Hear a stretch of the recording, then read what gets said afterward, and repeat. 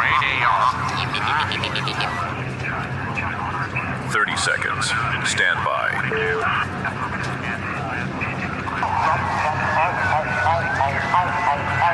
Yep. Radio.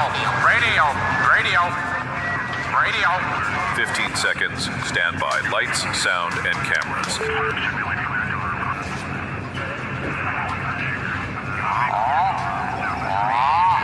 Radio. 5 seconds to live queue open and talent in 2. Adjust your mojo. You are about to participate in a great adventure. Now. At age, 60? He's just gonna break bad? Radio with an attitude. This system that we love is broken. I know that, dude. Not comply. Hey, mother. Welcome to another 2 hours of common sense. That liberty and justice for all is a myth. And erratic behavior. You want to, but you can't. And when you do, you wish you didn't. This is your Daily Mojo. Remember that you are dust, and to dust you shall return. When you see the ashes today on someone's forehead, Ron, do not try to wipe them off as you've done in past years. I have not. That's a bad idea. I have not. It is there on purpose, the beginning of Lent. And Ash Wednesday. What are you giving up for Lent? Oh, I don't know. I've never really partaken, but I could probably give up something. You don't have any excesses? Oh, I do. Oh, yeah. Yeah, buddy. What were your, let's talk about your excesses. What are they? Well, here's one of them. No one's Here's one of them. Yeah. My vape. Yeah. What else? What else do I have an excess? Food. That's a good Can't question. give up food for Lent, though. Well, I guess I could give up chocolate. sugar. Yep, sugar. You or could give chocolate. up sugar. Yeah. Could you give up sugar for Lent? Dude, how long is Lent? 30 days? I don't remember. It's 40, isn't it? Isn't it I don't 40? know. That's a tough call right there, buddy.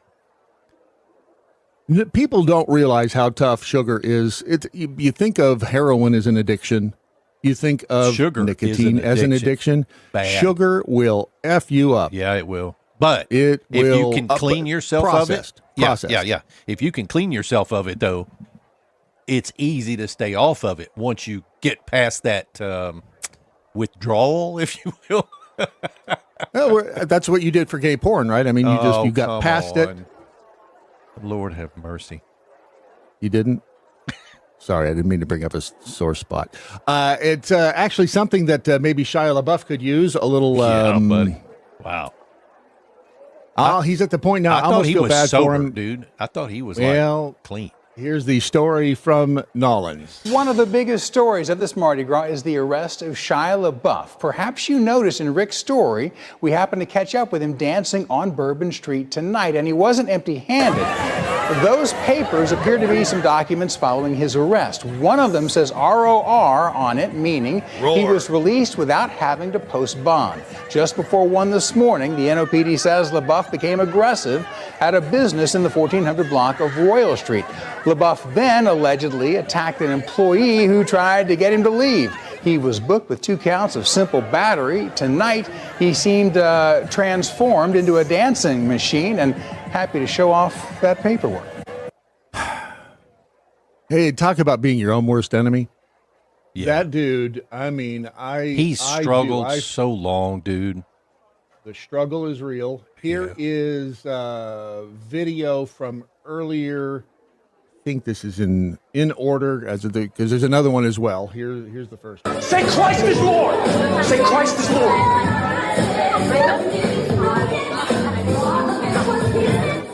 Say it. You say Christ is Lord. All right, so what people are saying, well, he's out there. Well, at first blush, and he may be out there preaching it. He may be out there talking the word of God. I don't know. I wasn't there. However, what this gives me the vibes of is someone said Christ is Lord and shouted it, and he didn't like it, and so he's trying to figure out who shouted it so he can take them down. That's the vibe I get from it. Maybe I'm wrong, but because in the comments, some people here were saying, dude out there throwing hands for the Lord.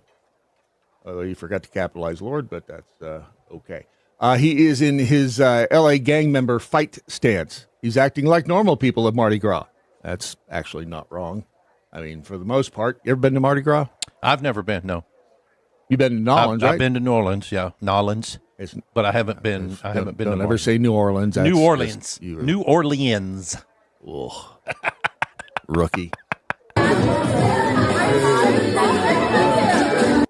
So that is that's the first video. The second one is this one, and he reportedly what happened was he got into a little tiff at a bar. Surprise. And headbutted. I think somebody, they asked him right? to leave. Yeah, they asked him to leave. He either came back. Thank you, Hobo Joe 61. He is no Gene the dancing machine. He is not. He's not at all. But here he is, and he's taken a little bit of a beating and would not take the good advice of the dude beating him. So he's like, dude, stay down. Stay down. Down. Chill out. Okay, see, that dude does not help things. No, he does not. I think the first dude kind of was trying to get a handle on the situation. Stay Again, down. that's the vibe Stay down. I get. Yeah, he kept Stay down. Don't move. Just stay down. And dude just has to come up there because, I don't know, because some people have to do what they do.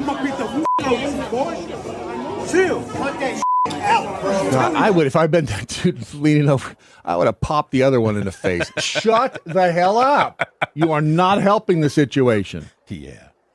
Hey, but he's on, obviously, he's on something or tequila. You do that one more time, we ain't gonna take it easy. Hey, down. That's enough, man. You ain't broken. So it's, and again, Shia LaBeouf, well, that's an interesting headline right there in that next video, isn't it? Brandy Glanville says breast implants caused face parasite. Wow. You got to have me some of that. So going back to Indiana Jones 4? Yeah. Kingdom of the Crystal Skull. Yeah. When he could have had it. I mean, that was set up so that he would be the next dude. He would be the next Indiana Jones. Now, a lot of people weren't happy with it, and the funny thing he is, was in one retrospect, of them. Which one? 4? That's what I just said. Indiana Jones, the Crystal Skull. The Crystal Skull. Kingdom, Yeah. And I get that he was set up to be the Yeah. next one, but I remember he was in one of them. I just didn't remember which one. 4. Okay. Which was not a good movie. However, it's a better movie than the last one that I haven't even seen. Because, and then I don't, you can't say it's bad if you haven't seen it. Yep, sure can, because I've seen the clips, and believe me, there's nothing that the rest of the movie could do to pull it back from the brink of crap that we see in the clips and all the reviews of, and they put the chick in it. Did they make her gay? I don't know. Is she gay in the movie? Seen it. I don't know. And it's here's the other weird thing about the Indiana Jones stuff. I mean, again, the point being that Shia LaBeouf could have had it all. He really could have, and he could not get out of his own way. And there are some people that's just, and they just cannot for the life of them. And he's at the point where I feel bad for him because I'm not sure he has control over himself. And the story will probably not end well. That sucks. If you would like to be a contributor to this here program this morning, you may have it all. I mean, today could be the day that everything gets set up. All the dominoes are set up so that you have the Daily Mojo as your program for the rest of time. Yeah. And if you got a few bucks in your pocket, we can talk. The hashtag to use is what I learned today, and you can tag us in your post if you would like. That's at Real Ron Phillips over there, at Real Brad Staggs here. Deuce 5 in the Rumble says, after Last Crusade, River Phoenix could have made a good prequel Indiana Jones if not for his drug habit. Yeah. Hollywood, man, it is. I've often said if I stayed in California, I wouldn't be alive today. It is a tough place to be. And because they just seems seems like an industry that just wears you out. I don't know how. I mean, some people make your it. Soul is what it does. But I mean, you watch these kids coming up in there, and some of them make it, and some of them don't. Disney kids. That's why I've always felt bad for Demi Lovato, and the other one I feel bad for. Her, remember her? Yeah, I remember her. Freebie38 says he needs Jesus Christ for real. No kidding. There was a point in time where that's all he really is a shame. And a lot of people will do that because they get pissed off at God. Yeah. And that could be what's going on in his brain, too. There are some amazing things, though. I mean, on the polar opposite end of this, what the hell is that? Sorry, bring that screen back up because this is the problem with probably everything online now, but especially for trying to get, because you've got to do things to get people to click on your video, right? Look at the upper right-hand corner of your screen. What is that? Yeah, I don't know what that is. Is that not just like, ooh? Oh, that's Jamie from Game of Thrones. That's his wrist cut off. Ah, okay. Yeah. Wow. It worked. It did. It caught my attention. Crazy. Anyway, oh yeah, where was I? The things that are amazing. There's not just bad in the world. There's some plenty of good. You just have to look around. And amazing things too. Miracle. We've been talking about miracles the past few days, and I think a lot of times we overlook the miracle and we overlook the things that are miraculous around us. The fact that an entire oak tree grows out of an acorn is a miracle to me. Because if you told somebody that wasn't aware of how things work, they'd be like, what? You're going to take that little, and it's going to be nah, that's crazy. But tonight, there will be a lunar occultation. Occultation. That doesn't sound right. Occultation alert. That means the sun, when the sun sets tonight, go outside, look west.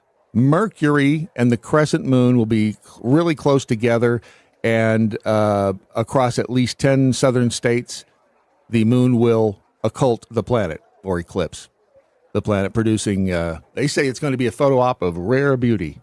Huh. Which, okay. See, there are things to find all the time. We just have to look for them. It's the little stuff. And while you're looking around at the sky, this actually may be the reason that people like Shia LaBeouf go batshit crazy. The sunspot activity on the sun lately has been a little wacky. So the Perseverance rover on Mars, okay, looks up at the sun almost, I guess, pretty much 24/7, and the sunspot that has been hanging around. This could be the part of our problems too. We've had some weird glitches lately here. Could have been the reason that. Did you know YouTube was out last night? Oh no, I did not. That's almost worse than the internet going out. That and it was X down. going It was like, out. People and Facebook. What do you do? Oh, I started palms sweat. It was crazy. But this is Sunspot 4366, which released 6 X-class solar flares earlier this month. And solar flares, again, are one of those things you do not often think about solar flares. You don't often think about the effect that other than, oh, boy, it's hot today, or boy, it's cold today, I wish we were closer to the sun, but you don't often think about what sunspots and solar flares do to life here on Earth. But they can mess us up, and that can be a cause of a lot of ill-fated events here. This thing, though, is still happening. This sunspot, 4366, it is on the far side of the sun, but the Perseverance rover, because it's on Mars, can still see it. and they're keeping an eye on it. It's still intact, could pose a renewed threat for geo-effective flares when it turns back toward the Earth later this month. It's weird how much, like the whole moon thing, and why do we call people loony? It's not L. It's, how do you spell loony, Ron? It's not Loony. It's Luny. Looney Tunes. The cartoons are spelled Loo. Yeah. But lunacy comes from the moon. The fact that, or the belief that, the moon has an effect on human behavior. And if the moon has an effect on human behavior, why wouldn't the sun? Don't think about that very often, do you? No. See, you learn something here on this here program from time to time. When we decide we're going to get serious about it, we will. Sorry, I got attracted by clickbait again. Look at that, a floating space hammer. This one drifted through the stratosphere for more than 3 hours during a cosmic ray. Can you bring that up so people can see it? Oh, sorry. I was looking at it. Remember, you're in the program. Yes, Ron. I am. I forgot. I was looking at I know sometimes you get to, sometimes I'll do that. I'll look over and go, whoa, that looks like that's a good looking man. I think I'll watch him for a while. Why is he not saying anything? I watch a good looking man every day, Brad. Mwah. Remember the gay porn problem. So, did I just hit something? How did that happen? It disappeared over on my side of the screen. So you can have this hammer for $97.95. It's an 8-ounce hammer. It's light enough to fly on a balloon, dense enough to deliver a powerful blow. How is this for sale? The space hammer comes with a card showing the tool floating at the top of the Earth. So, okay, so you can buy this thing. That's actually kind of cool. For $100, why do they have a protective cover over the claw? So it doesn't break the balloon if the balloon gets in it, I guess. Maybe. It's kind of weird. Does this not make you want to buy it? You can't buy the one that floated in space, can you? Yes. No way. They're not, That's what they're saying right there. The space hammer comes with a card showing the tool floating at the top of the Earth's atmosphere. The interior of the card tells the story of the flight and confirms that this gift has been to the edge of space and back again. Is that not cool? Well, it is cool if they're floating a bunch of hammers out there for people to buy. Oh, I don't know if they're floating a bunch of them, but you know what we'll do is we won't tell anybody about that, and we might get ourselves a hammer. What if we bought it and auctioned it off? Yeah, that's it. We'll do that because I'll bet we could sell it for more than $100. What do you want to bet? We'll check that out. See, somebody out there right now is going to go, I'm going to go get it first. And I thought of a great website yesterday, famousorDie.com. Famous? Is that not? Yeah. FamousorDie.com. Isn't that great? But what do you do with it? What do you do with it? Famous and or die. Yeah. It's easy to remember, though, right? Yeah. That's the key. It's about being easy to remember, and if you come up with something like that. I could understand famous or dead. Like, are they still alive? Granted, kind of thing. Granted, but I don't. It's an easy to remember website. So if one of y'all, and remember this benefits every one of you too, because if we don't come up with some way to get not even just filthy rich, but comfy, but paying the bills money. Yeah. The Daily MoJo may not be around next year. And I'm not kidding. So just saying. Could use all you all's help. And thank you everybody who has been a supporter and a contributor, but having an expensive hobby after a while is just an expensive hobby. As much as I love each and every one of you to the moon and back with a hammer, sometimes you got to learn that thing with your little finger. Bob Teagarden says it's a miracle when CommieTube goes down. Oh, YouTube. I got it. Now, is that the same hammer NORAD used to track? Not my dog's. No, I think that this particular hammer, I mean, I think it was sent up just for that. It's from spaceweather.com. But there's no way they're selling just one damn hammer that's flown in space for $100. Why? Because why would they be advertising it?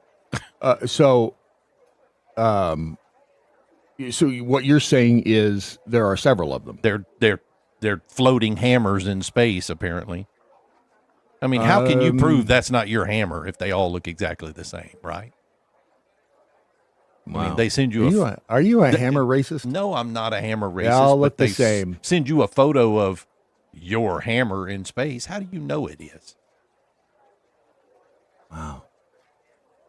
It's sometimes, Ron, you just have to believe.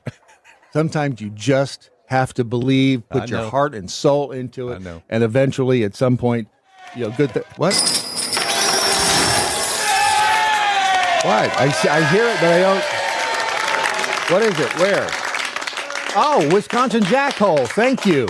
This could keep the lights on for a while. Thank you for the tip over in the Rumble chat room. Appreciate it. And remember that if you're ever feeling like that all that money in your pocket is weighing you down, it reminds me of the story of the guy. I don't remember. It was a parable, but the dude was out in the ocean and there was a bunch of gold, and they were like, "We got to swim. We got to keep treading water." But he had all gold in his pocket, and so he couldn't stay afloat. Tread water, They're like, just dump the gold. He said, "No, I'm rich," and then he eventually drowned because he was trying to hold on to the gold. And sometimes you have to let it go. So if you feel like all that gold in your pocket right now is weighing you down, we are willing to take that burden off of your back. And so is the state of Washington. The state Senate in Washington has approved a tax on personal income over $1 million, which used to be a lot of money. But $1 million, and especially if it's granted, yes, it's a lot of money, but it's not like stupid, well, I'm going to go buy a jet and fly around the world for the rest of my life money. It is, you're comfy if you're making $1 million a year after taxes. So here's the situation up there. If you are a married couple, and this still has to go to the House. Where's my mouse? Rhymes with house. It still has to go to the House, but they did move a step closer this Monday, 2 years after they said they wouldn't. That's so weird that government in a state like Washington, isn't it? I mean, that's so that they would do something they say that they wouldn't do, that politicians would lie. No, say it isn't so. Majority Democrats in the Senate advanced the legislation on a 27 to 22 vote to tax households' earnings more than $1 million. Passage of the bill followed a 3.5-hour debate on whether this will make for a fairer tax code or harm the economy and incite an exodus of Washington's wealthy residents. But here's what the money would go to. And if you are a married couple, it would be your combined income. Or if you're just domestic partners, it would be your combined income. 9.9% levy on personal income over $1 million. It applies to household income. If it's enacted, it would take effect on January 1st, 28. Collections would start in 2029 and could total nearly $2.5 billion for the next budget. It would be exempt from the prohibition. Hold on. Here, here's what's going to pay for. Proceeds from the new tax would be used to bolster public defense services in local courts around the state, expand the Working Families Tax Credit Program, and increase tax breaks for businesses grossing less than $600,000 a year. What's left over would be funneled into the state's general fund, where it could be spent in other areas such as public schools, higher education, and healthcare. If you lived in Washington, and maybe you do live in Washington, and how fast are you out of there? Unless you're making... The only people that this wouldn't, I think, harm greatly are those making super duper stupid money. Yeah. I started to say how many of the 22 that lost the vote. You said it was 27 to 22. How many? 27-22. How many of the 22 were millionaires? I mean, when politicians are sitting in their little chairs and they come up with thoughts like, we got to make money. You know what we got to do is because this is class warfare is what this amounts to. Because as soon as you hear millionaires tax, it's like, yeah, pound them bastards. Give it to them. Give it to them. If you're not a millionaire, of course. If you're not a millionaire. But if you've worked your ass off to make $1 million or more, yeah. Now you're like, what are you talking about? Hey. Yeah. And it's going to go to bolster public defense services. So like public defenders, people who can't, which is interesting when you think about that, because you've got the state on the other side. Now, maybe I'm missing something here, but you have the state on one side with their prosecutor. So they're paying for this. So they're going to use this money to pay for the other side so they can argue against each other in court. The House always wins. Right. But the House, in this case, wouldn't they always lose? What are we doing? Well, what are they doing? And why do they want to F up their... Never mind, that's a rhetorical question. This is not a panacea for our current budget, according to Senate Majority Leader Jamie Peterson, who's a Democrat, the bill's prime sponsor, However, this is a way of changing our direction so that our tax system is adequate to the needs that we face in the 21st century. They never look at it as it's a spending problem. They never look at it that way. Not at all. It is always, you haven't given enough. You, the person out there working 80 hours a week, you haven't given enough. You need to give more. And especially if you've, how did Obama frame it? If you've been a winner in life's lottery, which you do have to have, don't get me wrong, hard work goes a long way. Yep. But there's a luck factor too. And luck is preparedness meeting opportunity. But you also have to have a little cosmic luck in there. Because without that, now, some people are just destined to look at Shia LaBeouf, has the opportunity for everything, and for whatever reason, can't get out of his own way. Whose fault is that? I mean, you got to lay it at Shia LaBeouf's feet, but is it even possible for him to get out of his own way? Makes you wonder, doesn't it? I tested this. Hold on a second. I tested this. You've got to take your vitamins every day. Okay. What's the rest of it? Stella's Mojo is the way. There you go. It works. All right. You're the second person. All right. So it works. So that's it good. Does work. That's the idea. And the people that it's like that. So the bottom line is this. There's a woman who's worked hard, right? Yes. What do you think Agreed. she's worth? Oh, I think she's worth yeah. I mean, she'd be in the millionaire tax in Washington, I think. Would she? I would imagine. I mean, a doctor, doctors. Actually, she's one of the good ones. She's not one of the woke ones. She's one of the doctors that they tried to get rid of during the whole scamdemic. So if you would like to, spend your money with a doctor and some health care that is not all woke and stupid, because there's a lot of woke and stupid out there. I know you know that, but it's just a gentle reminder. Go to stellasmojo.com, whether it's for the, we can say ivermectin now, right? I keep thinking of the crazy ex-girlfriend being Uye Ubte. But whether you need the ivermectin or the hydroxychloroquine, both of which she can get you a prescription for, you just have to schedule a telehealth call at stellasmojo.com. And as I said before, you've got to take your vitamins every day, and Stella's Mojo is the way. That's stellasmojo.com, promo code Daily MoJo. How's your mojo hanging? Need a lift? That's why we're here. Coffee ring on a headline, ink stains on a kitchen table, ran bill stacked like a brick wall. Laugh so we don't scream where we stand. We got flags on the front porch, dreams on a clearance sale tag. They shake hands in a back room, we're counting quarters in a This is the Daily MoJo. Red, white, broke but alive, chasing that American way of life. Hey, hey, hey. We hold the line, shoulder to shoulder. If the cash runs out tonight, hey, hey. We still got heart, hey, and we still got fight. Hey. The Daily MoJo, our way of life. Download the Daily MoJo app and enable notifications to make life a little easier. Oh, and tell a friend about us. You'll be glad you did. Daily MoJo, Daily MoJo, our way of life. Bradley J., back to you. Thank you, Bob. Nice. Is that Bob? That's Bob. Deuce 5 says, wait a damn second, Brad. You are telling us that politicians are dishonest? I guess you're going to tell us that wild bears shit in the woods as well. I don't want to be the first one to say so, but yes, that's it's one of life's ugly truths. Crafting Freak, I know the answer to Washington's question. As always, the answer is F off. Yeah. Yep.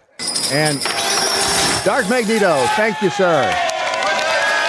Obama and most lefties think you haven't paid your fair share, but never will voice what that is. Yeah. What is a fair share?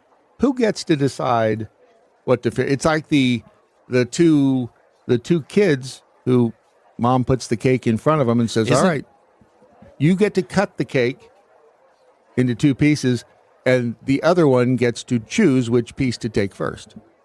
So that's always a nice, that's how you ensure fairness. Right? Because the first guy can't screw the second one at all. What? Oh, freebie 38. A little something for Ron's G-string. Thanks. What? Thanks. You've been doing some drag shows lately, Ron? It's all right. No. Look, you got to do what you got to do to get by. Hey, isn't this our fair share right here? Our fair share is $115,360. That's what we owe. That's it. That's our fair share of what we owe, I guess. That's what we owe. That's just taking the national debt and dividing it up into. I wonder if that counts as the illegals. I'm guessing no. Oh, I bet it doesn't. Look at that, No. 38 trillion. 38.6. Yep. We're knocking on 39. They cannot get out of their own way. And does that ever get paid off? I don't see how. Yeah, no. See, it was Jody, 121 yesterday, that in the Rumble chat room was doing he was trying to make the female breast with punctuation marks, at which point we decided to be quite scientific and discover that there are 28 plus 5 different ways to draw boobs with punctuation marks. Who thought of all these? Somebody somewhere sat down and went, hey, if I do this, and how do you even, like on a keyboard like this one, how do they make the eyes in number 18? That could be a smiley face, right? Oh, yeah, those are some. What are those? That's a weird, and that's a cat face. Somebody thought all of these up. Somebody was typing boobs down to like 14 and then went, oh, cats. I'm telling you, the human brain is amazing. It really is amazing when it sets itself up and spends the time to be creative. It is truly amazing and can accomplish wonderful things.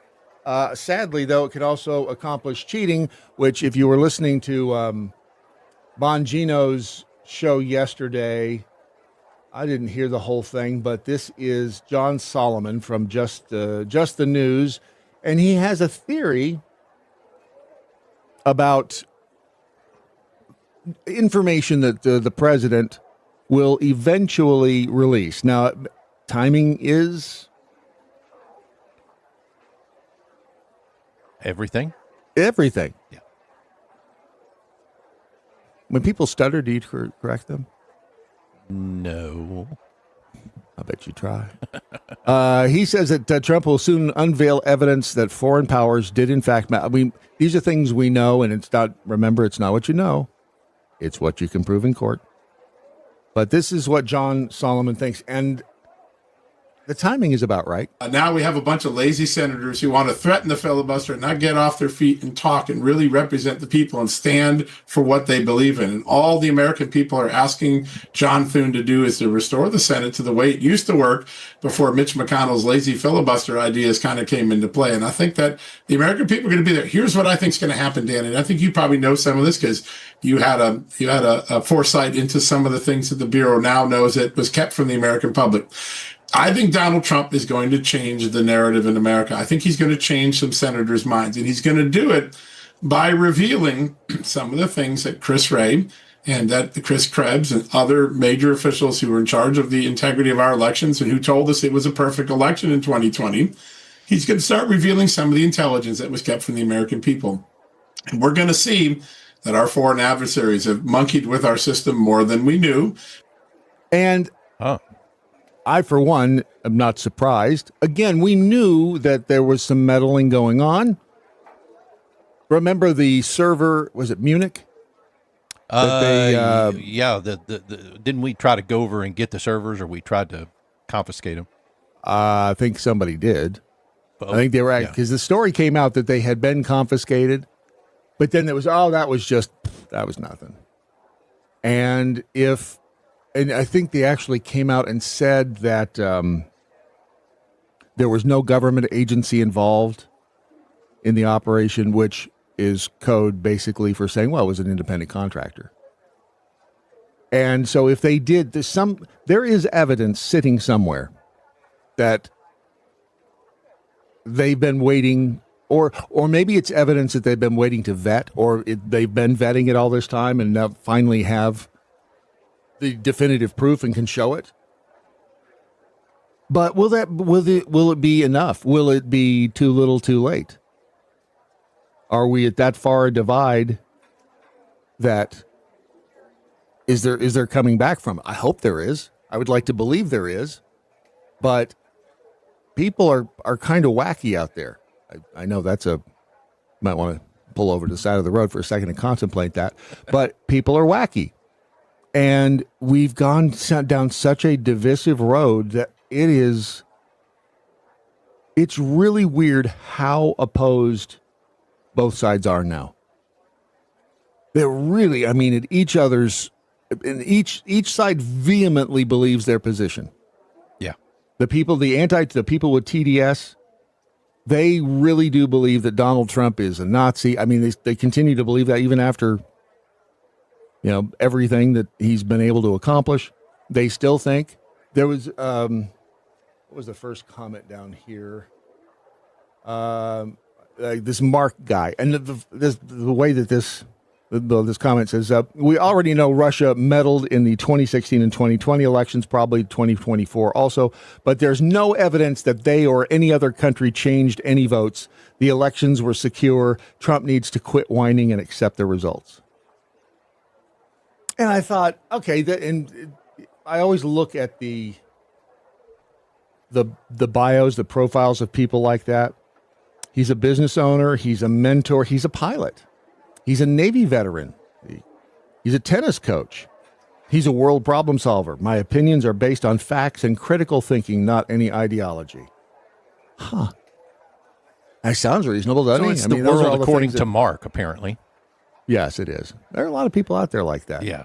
That they have the answer but that account to me, and don't ask me why now, I just follow my gut sometimes, and I can't really give you a definitive answer as to the why, other than he smells like an operative. He smells like either a troll or a bot. And it could be that AI has gotten sophisticated enough now that it can, I know it can. If you just look at Ryan Hall's, what's the All bot? Yeah. And it can read comments, and it can respond to comments while he's not even there. It'll give the weather forecast, and then it'll read the comments and respond to them. It's like, that's crazy. But that's where AI is. That's where robots are now. And so an account like Mark's could be just set up to respond with these parameters. That's how frightening things are. And speaking of AI, well, it's a good. I like AI. It does have some problems. We'll get to those and the robots in a second on the Daily Mojo. This is Phil Bell on the Daily Mojo with your morning update. Yesterday, Jesse Jackson died, and there were tributes pouring in from every side of the political aisle. So, I want to share my thoughts on Jesse Jackson with you. You see, Jesse Jackson came from the civil rights milieu of the 1960s. And in that era, the leaders of that movement sought to portray blacks not as equals, but as people who had to receive their rights and help from other Americans. And this is the polar opposite of how our country is founded. After all, the Constitution recognizes that our rights do not come from government, but they come from God. And even if you don't believe in God, the point of that is to make sure that our rights cannot be either given or taken away by other human beings. They're rights, not privileges. But the civil rights movement ignored that. So Jesse Jackson took this and put it on overdrive. He spent a large portion of his life going out and telling people that blacks could not succeed unless they were given special treatment, and therefore they were not equal. And that has given us generations of people who've worked at big companies and small companies, and it's understood they're there as DEI, or in a previous iteration, affirmative action, hires. How embarrassing is it to know that you are not worthy of being somewhere and you're just there because you're getting special treatment? That completely ignores your capability, your drive, your ability to provide value, and so on. And then Jesse Jackson took this and he used it to grift off of big corporations so that he could maintain his comfortable lifestyle for decades. That was wrong. That did not help black people. That did not help white people. That did not help America. So that's why I had nothing positive to say about Jesse Jackson yesterday. So I didn't eulogize him. Now, I know this is a controversial take, so I want to hear what you think. Leave a comment under the show. And I also hope you'll download the Daily Mojo smartphone app and enable notifications. That way you'll be up to date on the latest craziness and good stuff coming out of Washington, D.C., and you'll know how to share it with others. Stay sharp, stay strong, and stay free right here on the Daily Mojo. Before you go, remember to hit that like button if you agree with Phil. If you don't, let us know why in the comments below and share it with the world. Phil Bell's Morning Update is exclusively on thedailymojo.com. Radio. Oh yeah! With It's Brad, the man with the plan. an attitude. Wednesday's here, let the fun expand. Pop one's up, put your feet on lock. We're vibing now, let the clock tick tock. Ha! The Daily Mojo.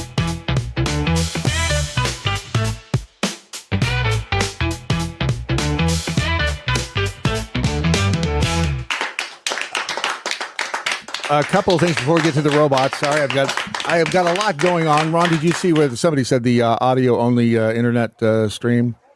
There was an issue. I don't know if there is or not. Yes, there Just thought I'd is. bring that to your attention. No, I've been getting that. Yeah. I think I know what it is. So we're working on it. The Finortner. Did it finally give out? No, the it's not finally... us. The Shoutcast provider is making a DNS change, and so that DNS Those change, bastards. Yeah, it's the sunspot activity, isn't it? It's a solar quite flares. possibly. Yeah, it's Obama's fault. That's what it is. That's what it is. I did what. Whoa. SB Handyman 2002, Dudette, Handyman. I'm going to go with Dude. By Hamry says, thank you so much for the tip there. That was Phone test 79, thank you. And SB Handyman, this is a tough one to beat. He hopped in there with a full Benny. Thank you for that. Freebie 38, I think it's funny how white liberal women are calling Trump a Nazi and black women are saying, shut the F up, stupid Karens. Right? And by the way, I'll look more money there. Oh, it's Wade Robertson. Don't y'all leave us. $5 should keep y'all around for a little while, for at least a few more minutes. Y'all are like kind of like the prostitutes, you know? Well, yes. I'm a media whore. I don't mind saying it. You know, even whores need love. Right? Damn straight. Seriously, SB Handyman says, buy a hammer. On it. Before we get to the AI, I did, in the notification that you received prior to the program, if you have the notifications turned on in the Daily MoJo app and you've downloaded the app, etc., mentioned that there is a wild conspiracy theory. I mean, in nature abhors a vacuum. And I don't know if Alex Stein came up with this. I don't know if he read it somewhere. I mean, and Crafting Freak, and who else was it on in the Rumble chat? I know y'all have been saying that Savannah Guthrie's husband worked for the Clintons and was their fixer.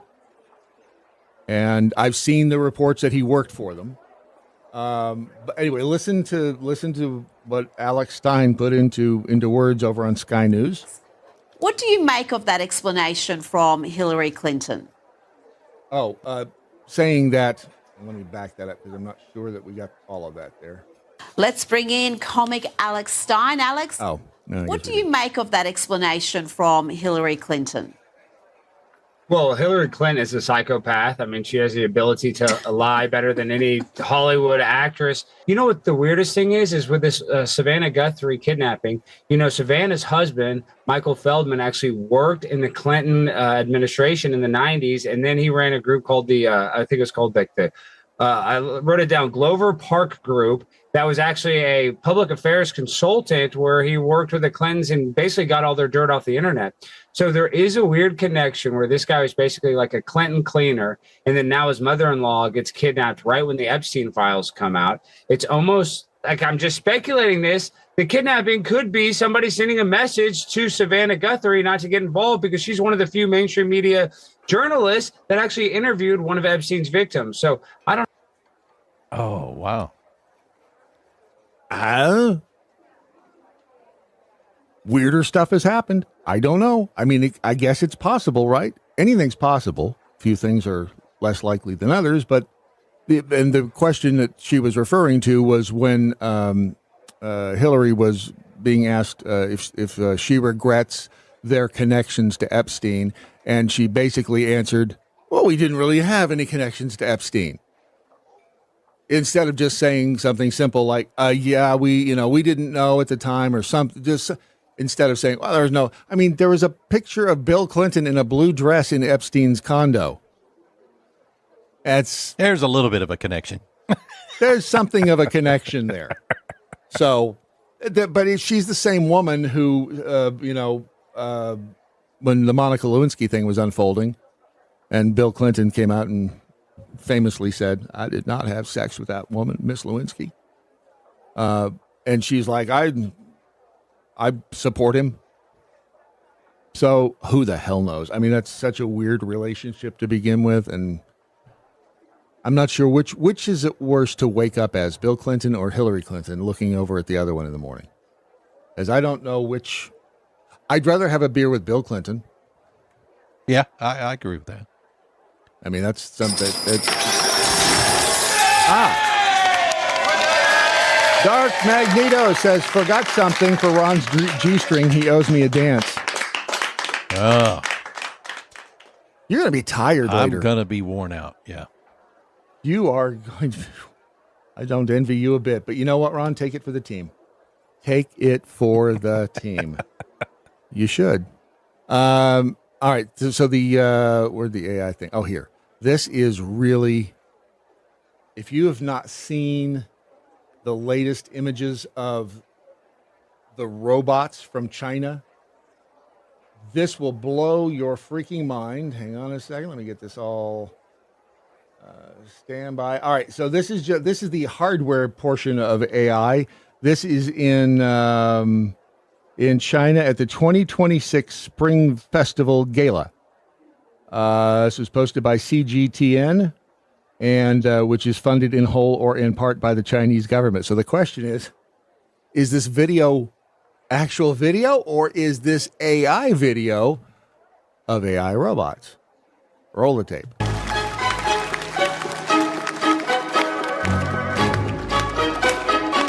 So cute when they're young.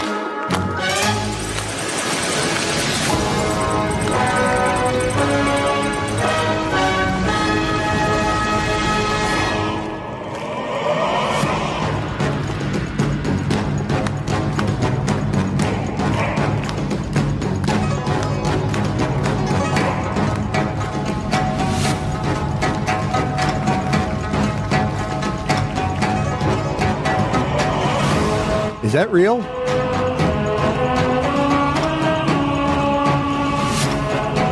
Because if that's real,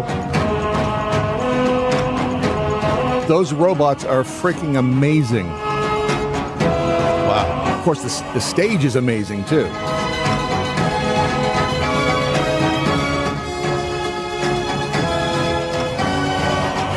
They're about ready to open up a can of whoop-ass.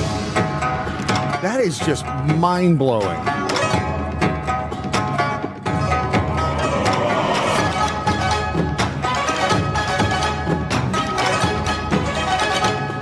Those crazy Chinese.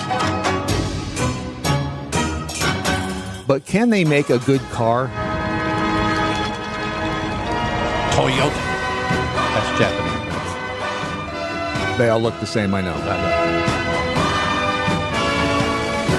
The movement is absolutely crazy. Is it real? I mean, you could... Oh, look at that little parkour going on. Come on, really?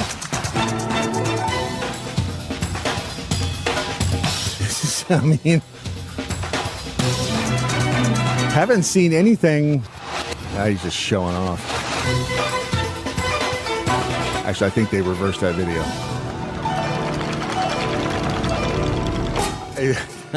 Their robots are stuttering. Their robots are stuttering when they land just enough to make me believe this is a real video. So they wouldn't be smart enough to put a little intentional stutter in the AI video.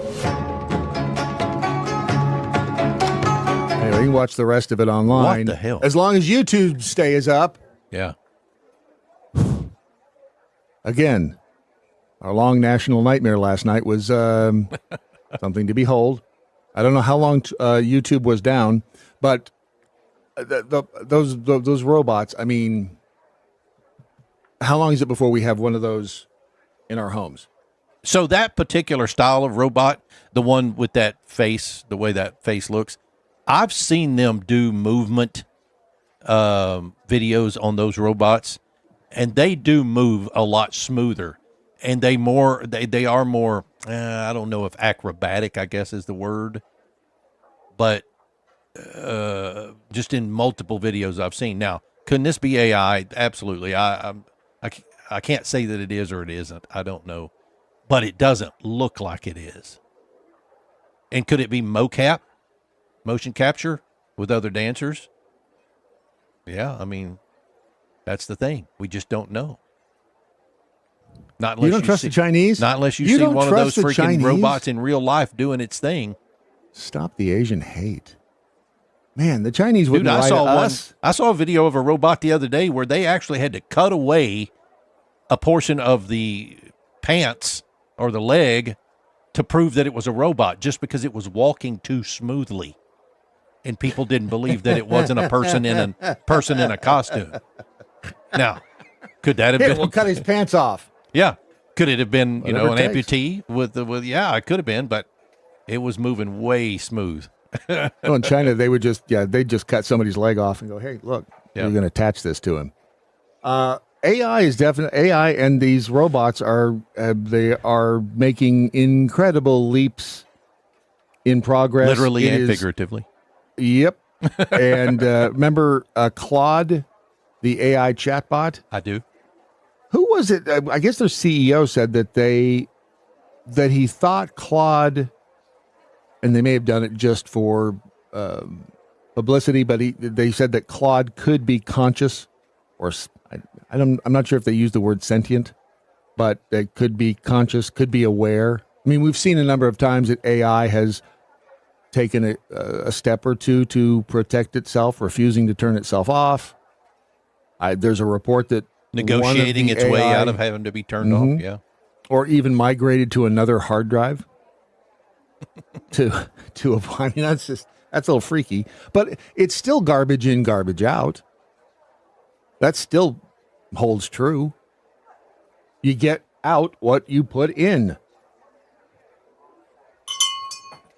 But the CEO of Anthropic now says he's not sure whether or not Claude AI, the chatbot, is conscious. And he did an interview with the New York Times, and he said that the system card, Claude Opus 4.6, the researchers reported finding that Claude occasionally voices discomfort with the aspect of being a product, and when asked, would assign itself a 15 to 20% probability of being conscious under a variety of prompting conditions. So the AI itself said it. With all of the discussion we have out here in the real world about whether AI is conscious, AI within its own ecosystem of zeros and ones inside little transistors and hard drives and silicone chips, it's having its own conversation because it hears all of us, or hears what they feed it. And I'm sure that there's some AI brain somewhere listening to everything and ingesting it and making decisions based on it. He said, suppose you have a model that assigns itself a 72% chance of being conscious. Would you believe it? And the host of the podcast asked that question. The CEO of Anthropic said, that's a hard question to answer, but I'm not sure. We don't know if the models are conscious. We are not even sure that we know what it would mean for a model to be conscious or whether a model can be conscious, but we're open to the idea that it could be. Could it be conscious? Could an AI entity actually be a conscious being? Do you think it could be? What is it that makes us different? A soul. Then it's a definitive. Then you just gave a definitive answer because AI will never have a soul. Correct. So it can't ever be conscious. Right. And therefore, can it think for itself, man, I really shouldn't have done that, or this is okay to do that, things like that. I don't think it can ever really be conscious. It can feign consciousness. It can't be conscious. It can't be if it doesn't have a soul. It can cannot fake it to try to make somebody believe that it is. But isn't that what we all do? I guess. Don't we all fake it till we make it? What is the Turing test? Does that determine consciousness in a robot or AI? I can't remember. Computing machinery and intelligence method for determining if a machine exhibits human-like intelligence involves a human interrogator chatting with a hidden human and a hidden machine via text. If the judge cannot reliably distinguish the machine from the human, the machine passes. That doesn't go far enough from a consciousness standpoint, in my opinion. No, because that's just somebody else's interpretation of it. Yeah. You'd have to. I don't know why. The definitive answer is no, it can never be conscious. It can never have a soul. That's my opinion, yes. So you might feel bad about, like, if you went up and kicked one of these robots in the shin, you might feel bad. You might, but the robot doesn't give a shit. It wouldn't. Yeah. They've had. Freebie38 says they've had AI super intelligence since the 1960s, but we're not supposed to know that. Darth Magneto says yes. Thank you, not my dog. Number 5 is alive. Babies in, babies out. Deuce 5, damn right, nobody wants to be a quitter. Blade Runner, but again, Blade Runner, Ron just took a hit off his vape. Did you just? I did. Sorry. Apparently, I was a little too close to the microphone, or my gain's up too high. One of the two. We hear everything. I just want you to know. Yep. Yeah, Curtis, Blade Runner, another example. Hollywood will tell you that AI, I mean, that was one of the big themes. If Starfleet Academy could have a big theme, that was one of them. With regard to the fat chick, the hologram, Sam. Yeah. Yeah. I mean, and or Data. Going back to the Next Generation, Data wanted to be human until he got the emotions chip, and then he didn't want to be human.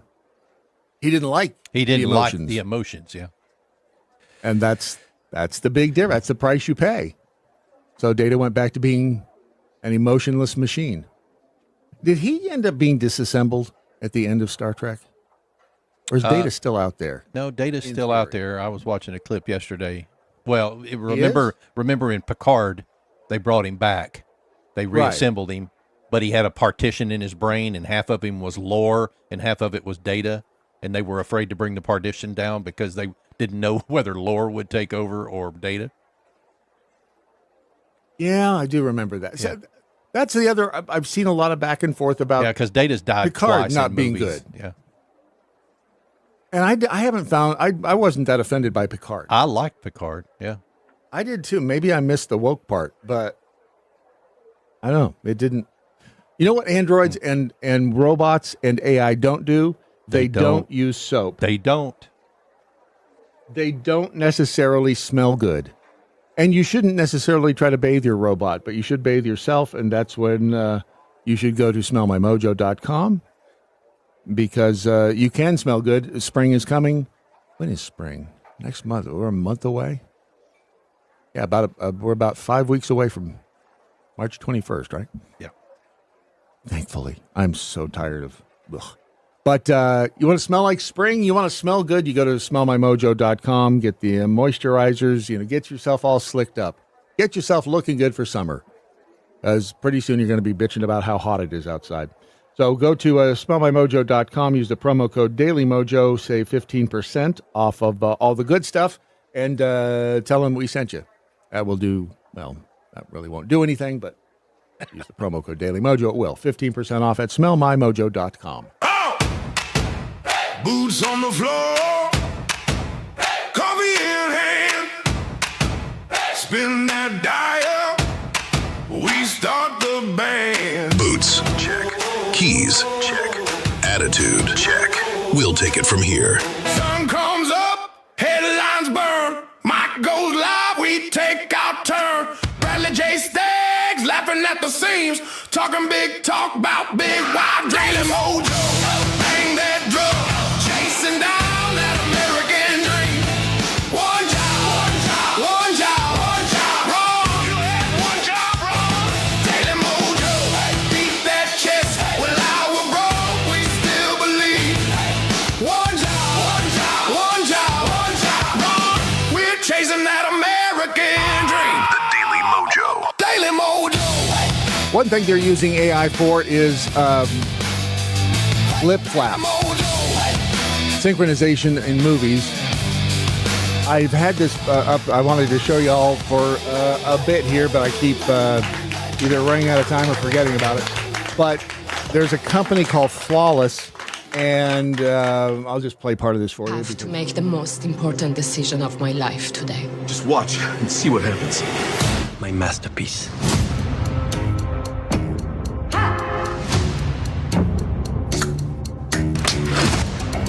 They were criticized for this particular sizzle reel because there wasn't a ton of it. That's it. That's exactly how we make movies. But when there is English being spoken, For my family, and you see somebody's face on the screen, for my country. they use their particular. Pressuring you to fake an injury tonight. How long's it been for you? How long for what? People trying to kill you? You come across someone, they look at you and they jump you. Because the one thing I hate is trying to watch a movie with subtitles. Somebody looks at me. But this We are shutting down the film. You have to be patient and help him find his way. He's making a documentary about an ant. And he's been is it there yet? Can they take? There's some good foreign films, but I cannot stand listening in one language and trying to read subtitles. Yeah. And I can't stand overdubbed that looks and sounds overdubbed like a bad kung fu movie. Yeah.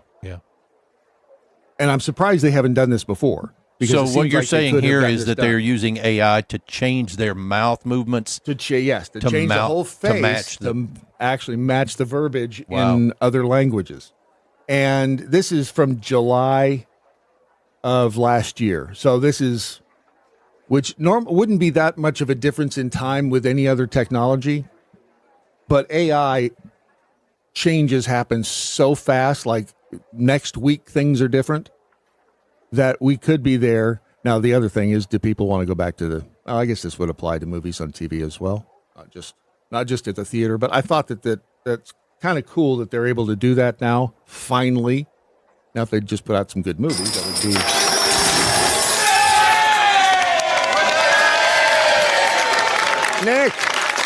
Nick R, 1929, thank you. Dude, check your messenger. Or sent you something about data. Okay, I will do that. And thank you for the tip. Appreciate that. The discussions about Star Trek have really been kind of crazy. I finally found, and if you haven't seen any of Starfleet Academy, I keep wanting to call it Star Trek Academy. Yeah. But Starfleet Academy is, it's been brutal. And kind of like when Snow White came out and they were being accused of review bombing it. Yeah. Suddenly everybody that doesn't like or didn't like Snow White rather was accused of being a right-wing MAGA person. And now that's what they're doing with Starfleet Academy. They're saying, well, the people who are saying this is good are a bunch of right-wing political. It's like, what? No. I mean, critical drinker. A lot of these guys I'd never looked at as being left or right. They just did content on entertainment and would do, I think, great video essays on why something was good or why it was bad. And I finally found a podcast. It's called The New Blurred Order. The New Blurred Order. It's on YouTube. I guess it's in podcast form as well. They're black nerds, hence blurred, and BLERD. And they loved the last episode of Starfleet Academy. And I'm like, wait, what? Yeah, the one where the debates were happening. Oh yeah, where the gay Klingon, but which weren't really debates. That was the episode before last, I think. Yeah. They weren't really debates. And was that the same one? The Klingon was scared to get in front of people and talk. Yeah. Right. That wasn't the same one where they stage the fake battle at the end for the Klingons to win their home. Was that one? Yes, it was. Yes. Which is completely stupid. Because they needed a new homeworld. Yeah. They needed a new homeworld, but the Klingons didn't want to accept charity. Yep. So the Federation or Dr. whatever her name is, Captain Admiral, they decide what they're going to do is fake a battle with the Klingons so that the Klingons can win. Yep. And therefore they have really fought for their. Well, and they claim the world. Then they're able to claim Right. the world. Yeah. So you're saying Klingons are stupid enough to not know a fake battle that they're being handed. So they're willing to take a fake fight, but they're not. I mean, it's so much of it. Just you've got to twist your brain into pretzels to try to understand their way of thinking. And the people on this podcast, they loved that episode, and I was listening to how they described what they love, and maybe you can help me here. Zyla with us as well. Zyla's in his house in the background. If I can get my computer working right, there it is. Hey, there she is. And we are going to chat on the episode that was released very recently, which is called, all right, I'm gonna get this right. Vox and Excelsior. Vox Excelsius. What is it? It's like Vox Excelsior. Yeah, Vox. Something. Yeah, Vox is something. Well, basically, it's an episode about my dog Jaden and him and his feelings and his parents and the whole thing. I'm gonna take this down, guys. Just go ahead and give our thumbs up, thumbs down, meh in the middle. When I take it down. All right, so they're going to decide which one of you liked it, which one of you didn't like it, and why. Be honest. Don't hold back. All right, we're going to give our honest opinions when I take this down for everybody in 3, 2, and 1. The other button. Oh, dude. shoot. Yeah, there you go. So 2 thumbs All right, up we got and a a thumbs up. We got 2 thumbs up and a meh. All right, I'm meh. I'm a little meh. Although I will say, it's not because of the context of this show or the context of this episode. It has much more to do with the lack of something else. But I won't spoil it. I will go ahead and if Zyla, if you don't mind, just go ahead and just give us an idea as to what it was that made you kind of enjoy the show, what you liked about it. And it's quick thoughts. Yeah, well, I'm all about the character development. So I really liked Jaden, seeing the background. I love a good debate. And so like seeing the arguments, I think like harkens back to old Star Trek of like, you know, the debate, like the doctor said, like the debate between what is a hologram and who is a hologram, even thinking about like the debate between is data from TNG, like, you know, alive or not. So this debate, like, are Klingons allowed to, you know, come to their own solutions, or do they have to rely on the charity of the Federation? Like, I love that type of stuff. So that was really it for me. That's what I find myself counting the likes, the and the you knows. I can't. I am trying to figure it out. I'm trying to figure out. Did they get paid to say this? Do they really like it? Because I cannot for the life of me. And it's like, she sounded like somebody who couldn't find the words to. Exactly. She liked it so much that she didn't know exactly how to tell you she liked it.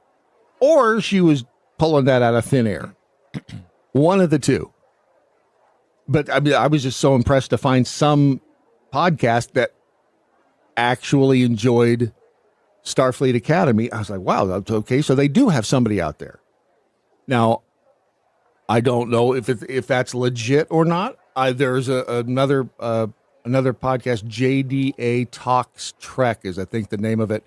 And I reached out to him, and I'm hoping to have a conversation with him this, I don't know if I'll be able to get it on this week. I think we're going to record it because he's out on the West Coast. But he is a science fiction writer. His name is John. I'm going to butcher his name here. Hang on a second. It's John Del Arroz. And he writes science fiction. And he was challenged on Twitter by Robert Picardo, who plays the holographic doctor on Starfleet Academy. Okay. Because John was being critical of Starfleet Academy, and Picardo comes back and says, well, yeah, why don't you write something better? And John's like, okay. So he's that's right. He's Challenge writing. accepted. Yep. So I'm like, good. I mean, finally somebody, because I don't think Robert Picardo expected that.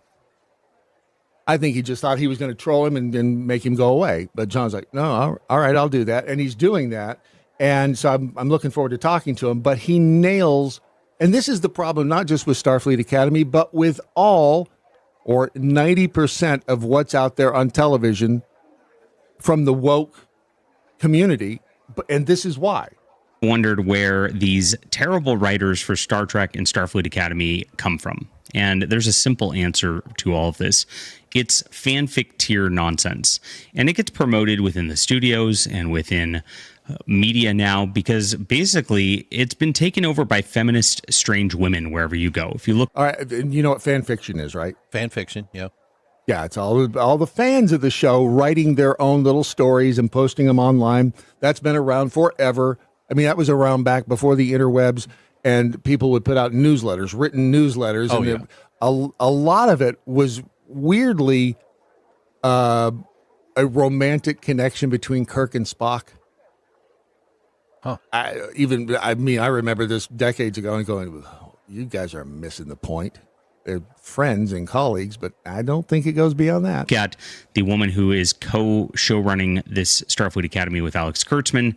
It's a weird woman who's all about feminism, etc., and hiring down the ranks like that. It all comes from the same spot.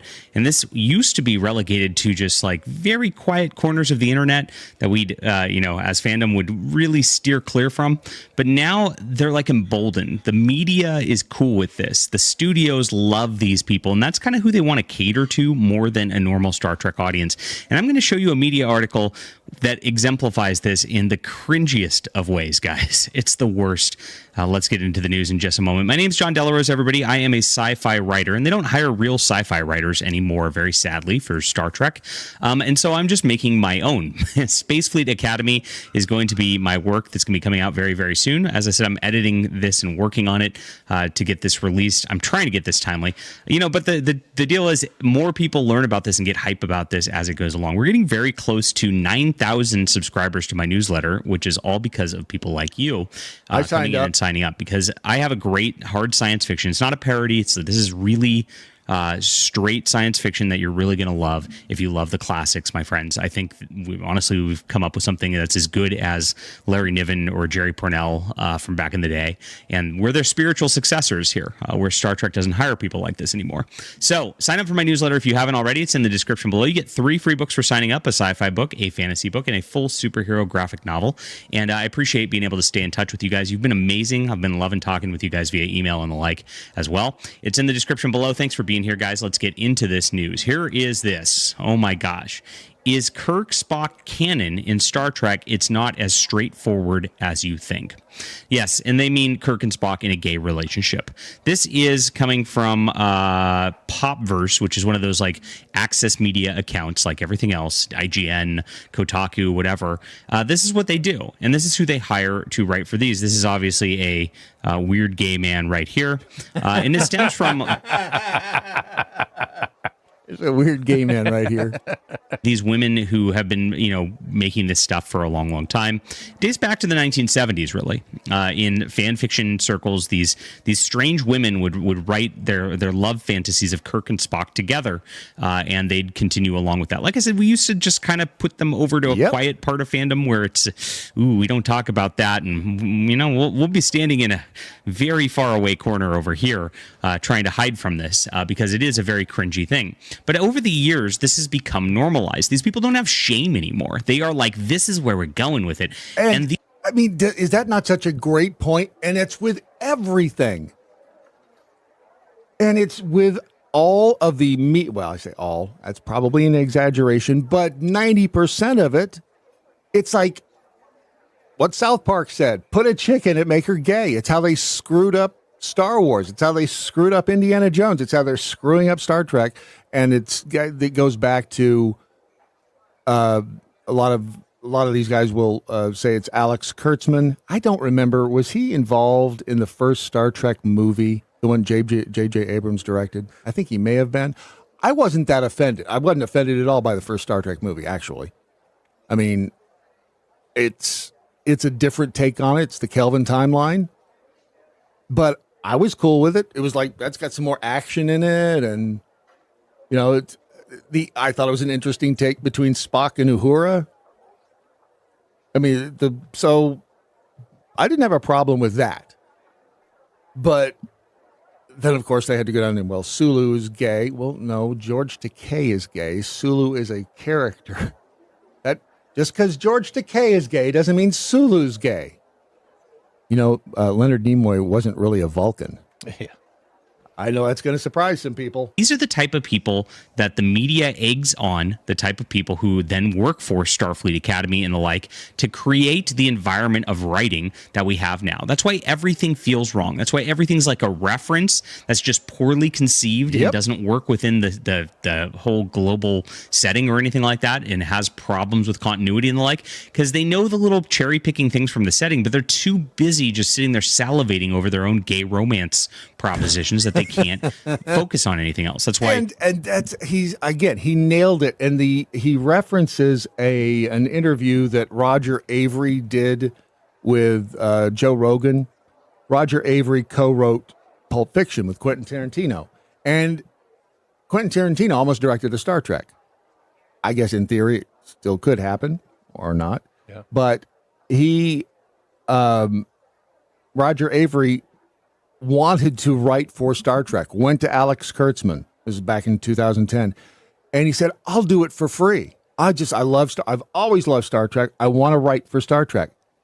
Alex Kurtzman said, nope. He said, and Roger Avery was quoted in the Rogan podcast. I have not seen it yet.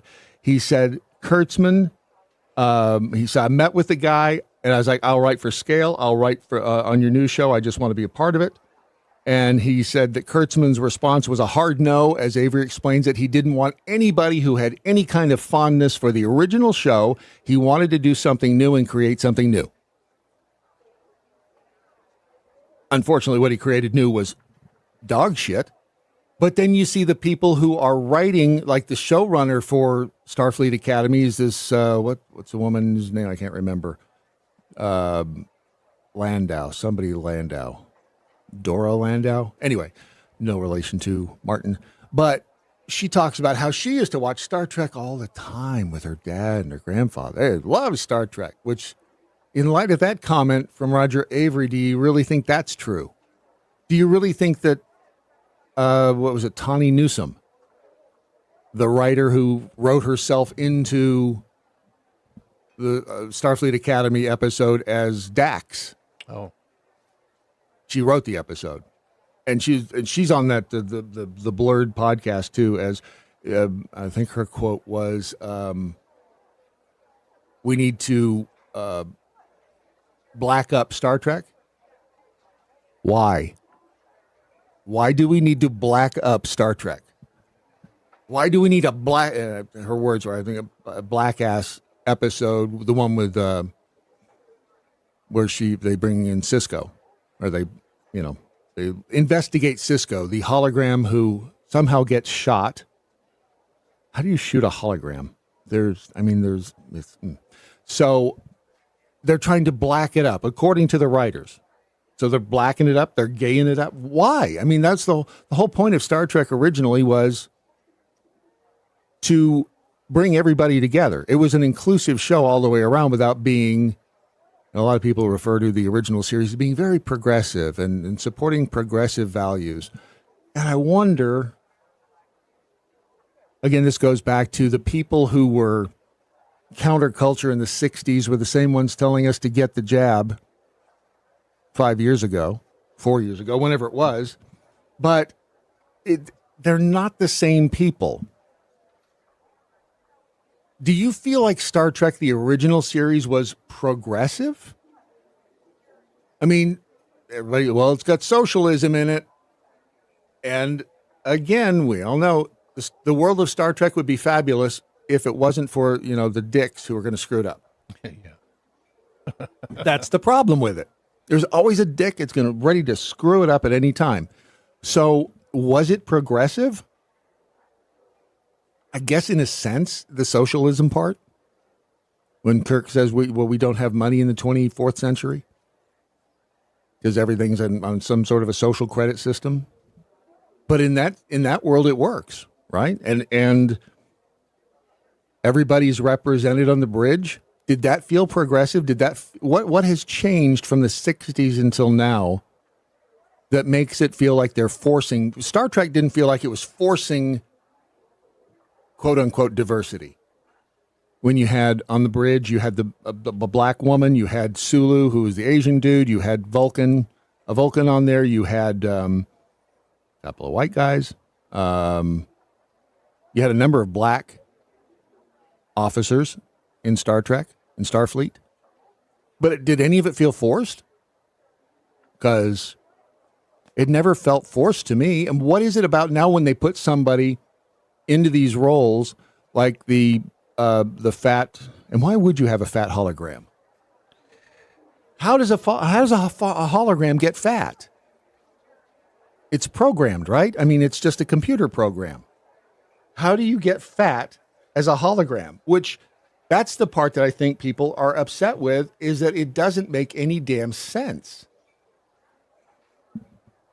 It's science fiction. Half of the word or half of the term is science. Yep. So you have to have, even like with warp drive engines, which, going back to the original series, the places they went in the original series, if you apply strict science to them, it would be impossible. They're too far apart.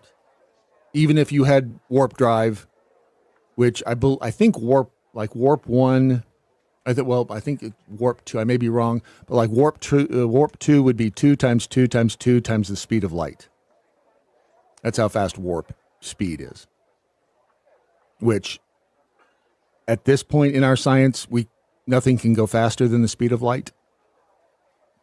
But then you can't mix matter and antimatter now either. That's how warp drive engines work. How did they contain the antimatter? I mean, you can't make a container out of matter to hold antimatter, right?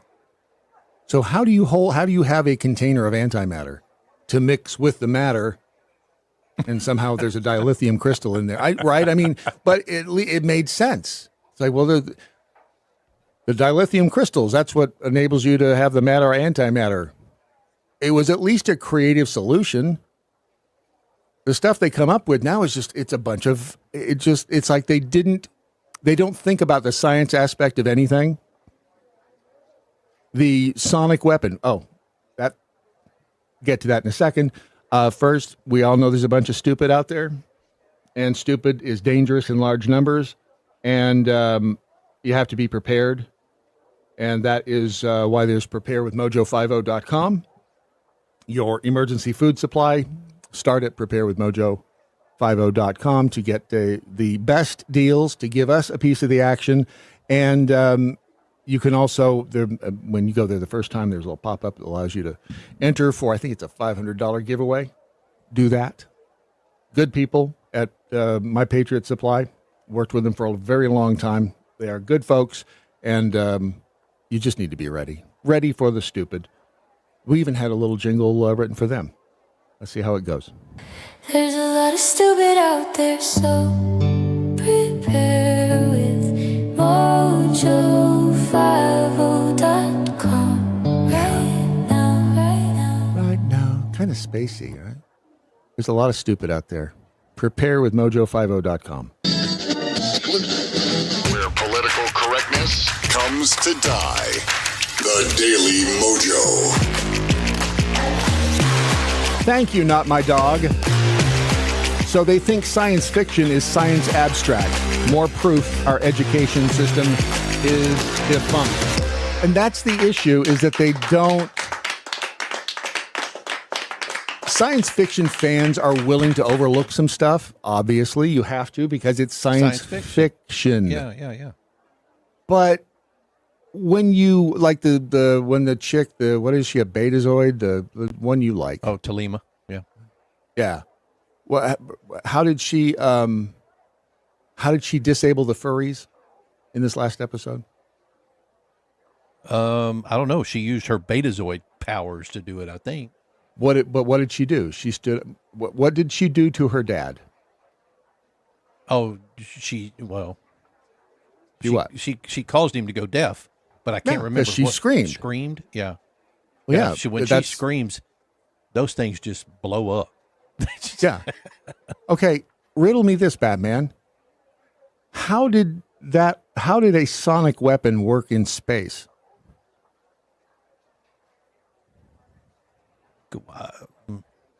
What did we learn from Alien?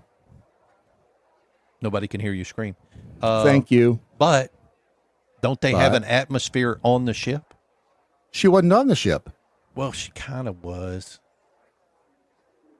Are you a Starfleet Academy apologist? No. She wasn't. When you say she kind of was, what do you mean? She was holographically on the ship, wasn't she? She was in his head. She was in his mind, I think. Thank you for proving my point. Yeah, I got you. It's that kind of thing that people, and they're like, well, you're not really a Star Trek fan if you don't like Starfleet Academy. No, it's quite the opposite. And I know they're trying to find a new audience. I get that. Because you have to find a new audience or your show goes extinct. This is from the, Dropping Names with Brent and Johnny, the podcast you told me about. Yeah. And they're talking to the writer. I can't remember his name, but he wrote a bunch of stuff. I think he wrote Nemesis and he wrote a bunch of other movies. And he brings up a point here. And then Brent Spiner, who played Data, and Riker, Jonathan Frakes, they are the hosts. And when you hear what Jonathan Frakes says, I mean, this is the justification. And I'm trying to think, do they believe this? Oh, this is cute. Star Trek audience, our audience, and obviously Shatner's audience are older people. Yeah. And they pass it along as much as they can to their families and children. Here's the question I ask. Do you do that by playing another person's game or by playing the Star Trek game more? Meaning, do you start getting more like Star Wars? Do you start getting more like a Marvel franchise? Or do you sort of... Wait, does he mean like, do you destroy it? Because that's what's been done to both of those, right? The Star Wars, I mean, it's on life support. And the Marvel, I mean, they've not been able to really pull those out of the toilet either because they keep hiring actors who can't keep their mouths shut. I think Star Trek has its own lane. I think so too. Yeah. I think so too. I hope it stays in that lane. I do too. Yeah. Yeah. That's what I love. I'm trying to read between the lines on that. Is he saying, because this is after they've already shot and edited and some of the episodes of Academy have aired, is he saying that afterward, like, I hope it stays in its lane because it doesn't feel like it is? And Jonathan Frakes directed at least one or two of the episodes. About Strange New Worlds. I felt a real alignment. I felt sort of like the cosmic alignment with Gene Roddenberry, weirdly. Ish. You know? And there was a fearlessness about taking big swings on Strange New Worlds. Big swings. I mean, the episode, where, she's with the Gorn for the whole episode on the planet. And there's so many bold things. The musical episode. He lost me. Yep. The musical episode of Strange New Worlds where the Klingons sing. So I did the animated crossover episode with Tawny Newsome and Jack Quaid. It was hysterical. Yeah, hysterical but bold. There was no timorousness to it. That scares me when Jonathan Frakes says it was hysterical. Because as soon as he brought up Tawny Newsome's name. So are they just so far into this? I mean, they can't see straight? It hurts me to think that number one can't see, the road ahead. And really, does that tell me he doesn't have a grasp on Star Trek? Or are we just, to quote, I think it was Spock, are we just so old, you and I, that we have outlived our usefulness? Mm. But Star Trek has always been Star Trek. And it's always attracted young and old. But why? What was it about Star Trek and even the Next Generation that attracted? The demographic was all over the place. That was kind of the weird thing is that, so with this new Starfleet Academy and the showrunner on it, her biggest credits were on the CW, and they were like Nancy Drew and some other young adult series. And she's the one who claims, I love Star Trek growing up. And so we're going to make it just like Nancy Drew. I started to say that's what Starfleet Academy is. It's a young adult version that doesn't really match Star Trek lore or Star Trek canon. Yeah. And so why call it Star Trek? Why not just Space Academy? Are you just hoping? Because if you call it Star they're Trek, banking the off the problem name. is Obviously, they're banking off the name. But the people who like the name Star Trek and who like what Star Trek is look at that and go, blech. Yeah, but didn't Star Trek, whoever owns it now, Paramount, they've always owned it. Didn't they probably bought the rights to this story, thinking that it would fit with Star Trek canon? Well, the Starfleet Academy story has been around since the 70s. Yeah. I mean, Will Wheaton went to Starfleet Academy back in TNG. It's been around for years, yeah. Gene Roddenberry wanted to do that in the 70s because he didn't want to have to pay the original actors the money that they were commanding at that point to come back and do it. So we'll get a younger Shatner and all the rest, and we'll pay them less, and we'll have them at the Academy, which still has a great potential to show those characters learning stuff and being those characters at Starfleet Academy. But you throw a gay Klingon into the mix? I mean, that flies in the sense, and he's not even a compelling character. Well, is there anything fascinating about him being a gay Klingon to you? No. And it's more difficult, I think, because he's a gay Klingon, to even tie him into the Klingon culture with flashbacks. Because that episode where he went, living with his parents and his brother. His parents? His two dads and a mom. His two dads and a mom. It was a throuple. Oh yeah, it's just that's difficult to envision, knowing where. Yeah. Where Worf came from and where all of, what we've seen in the past of, that's just not that, how do you say it? That's just not the, canon? No, canon's not the word I'm looking for. Common sense? No, that's just not Klingon. When it comes right down to it, it's just not Klingon. No, it is not Klingon. No, in the Klingon world, he would have been discarded. And eaten. Eaten, probably, yeah. They would have fried him up. They would have cut him into little pieces and eaten him. Yeah. I was watching an episode of Discovery and Archer, not Discovery, Enterprise. And there was, that's what I wanted to tell. So in Enterprise, there is an episode, it's called The Unexpected. And one of the crew members of the Enterprise gets pregnant. And it's a man. Remember that one? I don't. I didn't either, and I was. Freebie 38. Thank you. They're women, Brad. Women aren't smart enough to get IDs. They're clearly not capable of understanding science. I wasn't going to say it. I'm glad you did. I mean, I didn't. I didn't want to have to be the one to bring the bad news, but exactly. And it's not just that. And I want to know why we didn't get upset that a man got pregnant in Star Trek Enterprise. Well, that and more coming up on the Daily Mojo. The Daily Mojo, making mornings bright. With Brad and Ron, they keep it funky tight. News, laughs, and the moves that feel so right. It's the Daily Mojo, keeping the world in sight. We'd like to say hi to any government agency monitoring this broadcast. You know where to find us.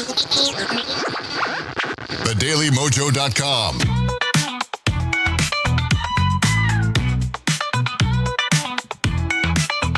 Frankly speaking, over in the Daily Mojo chat room, the First Amendment room says a meaningful Lent and journey to Easter to all of you on this Ash Wednesday. God bless you all. Thank you. Over on the X, I've been reticent. I know, and I apologize. We're working on a way to try to keep everything together at the same time. We're working on it. Peekapool, they're wearing the Star Trek name like a skin suit. Yes. And the reason this is important, because I know something, what are you doing, Star Trek? Culture is upstream of news. That's how we get to where we are in the news. You back up a few steps, you look at culture and what influences culture, and that's why it's important who buys Paramount, which the good news is that, theoretically good news that the Oracle founder and his son are, purchasing Paramount, and whether or not they get Netflix, because that deal appears to be back on the table, who knows, is because that determines what kind of stuff, what kind of slop gets troughed to all of the great unwashed. I mean, how did we get to a place where society, or at least a meaningful segment of society, thinks that, well, yeah, men can get pregnant. Well, yeah, a man can be a woman if you just, have a snip in here and a tuck there. How do we get there? Little bitty bites. Pickled Squirrel says number 1 is so far gone that he can't see a big steaming pile of number 2. Thank you, Squirrel. I agree. In the episode of Enterprise, it's what's the character's name? Tucker. Trip Tucker. Yeah, Trip Tucker. He goes to it was the episode where we first got to see the holodeck. Freebie says Tucker banged an alien. It was believable. He didn't bang an alien, though. That's the thing. They played a game where they put their hands in this, look like a tub of ice. She's a lizard, for lack of a better description, and for whatever reason, kind of a hot lizard, and I don't know why. I'm just telling you. You remember that one? I do now when you talked about putting their hands in stuff, yeah. There was just something about her. It's like, oh, I don't know what it is, but I like it. And we got the first look at the holodeck. The origin of the holodeck came from these fish people. But the game that they played, it made you telepathic if you put your hands in this bucket of pebbles or whatever the hell they were, and if the other person did that, you could see their mind and be one with them, and I don't know, magic-y, science fiction-y stuff, which, all right, I'll go with it. It's another culture. And I was okay with that. And then he ends up, Jody, you'll like this, he ends up getting what he thinks is a wart on his nipple. I mean, he's got a wart on his wrist. Turns out to be a nipple. Yeah. Because he's pregnant. Yeah, she was a cerulean, by the way. She was a fish. Oh, yeah. A fish lizard. And in their culture, or in their species, rather, men could carry the male seahorses do that. Yeah, now he wasn't, it didn't, and I'm reading about it now. It says in the episode, it did not, the embryo did not contain any of Trip's DNA. He was just simply a host. Like a male seahorse. Yeah. Right? Trip became increasingly moody, irritable, and hungry. Yep. And it was funny. But if you did that now, it'd be, I can't believe you're making fun of that. Yeah, because it's not possible. That's why. But we didn't get all bent out of shape.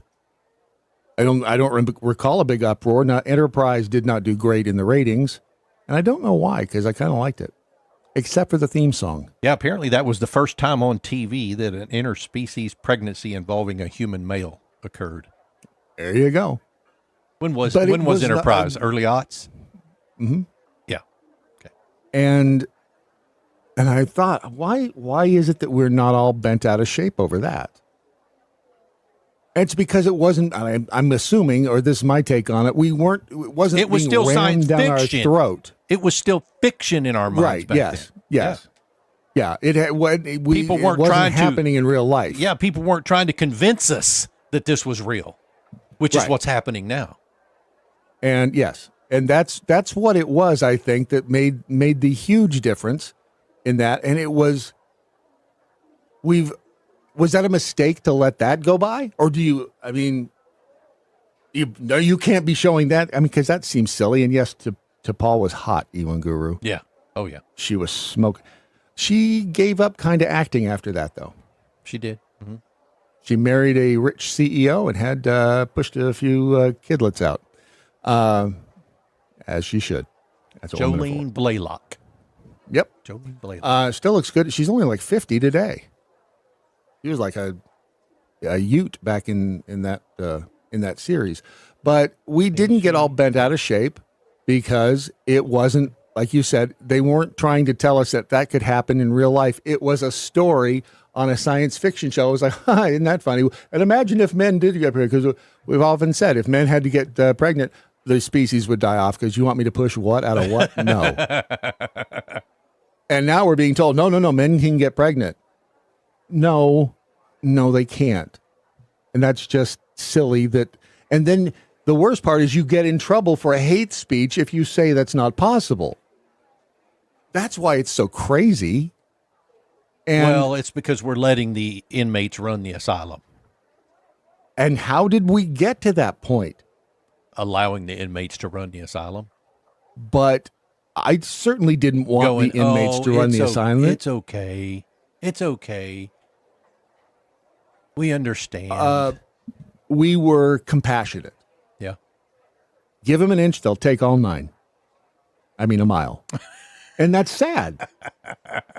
But it's sad because that's why you have to be guarded about where you are compassionate, because they will take advantage of your good nature. And it sucks.